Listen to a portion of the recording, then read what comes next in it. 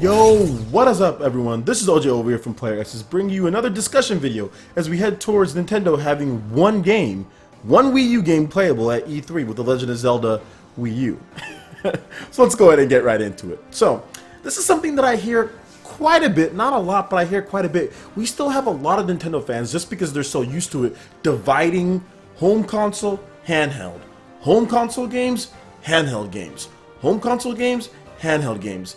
And personally, I think that we should all stop with those distinctions going forward, because it's highly likely that the Nintendo NX will be able to play more of a variety of games based off of Nintendo's next NX handheld, okay? And I've already talked about this a little bit, but I still see people saying, oh, well, these games should stay on the handheld because it does better on handheld, or this game should stay on console because it works better on console. And I can understand the console not coming to handheld because you can kind of just pare it down and won't be as good, but there is no reason why I shouldn't be able to play any game going forward in the future on a handheld on the console.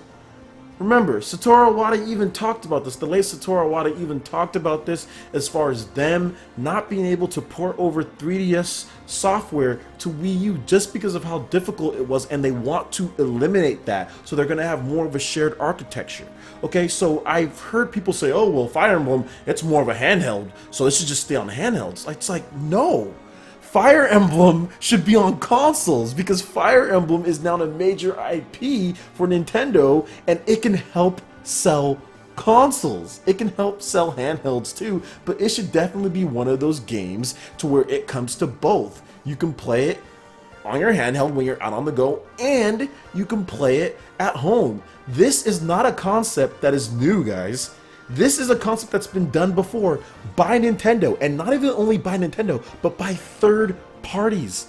On the Wii, we saw this on Wii. Final Fantasy Crystal Chronicles, one of those games, I think Echoes in Time or something like that. You could play the game on your DS, then also play the game on your Wii and transfer save files. It was a pain, or a little bit of it. There was some issues with it, that's what I do know, but it was still done. That should be the standard for Nintendo's portable games. No questions asked, that should be the standard. Why would you want less options on where you play your games and how you play them?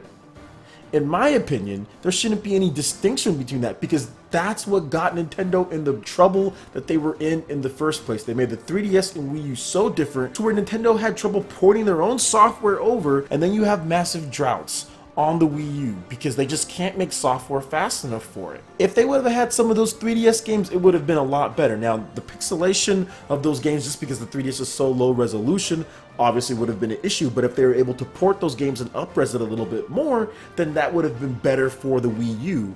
You don't want the NX to fall into the same boat, guys, because no matter what anybody says as far as third-party support and all that, I know Nintendo's going to try to get third-party support, but if you're Nintendo, you can't 100% bank on full third-party support all the time like Microsoft and Sony. You better have all of your developers ready and willing to make games for your systems, not system, not one or the other. That's what got Wii U into this problem in the first place. The 3DS completely destroys Wii U in software. Going forward, I don't want that. I want to be able to play any game that comes out for the NX handheld on my console at home, and it be no problem.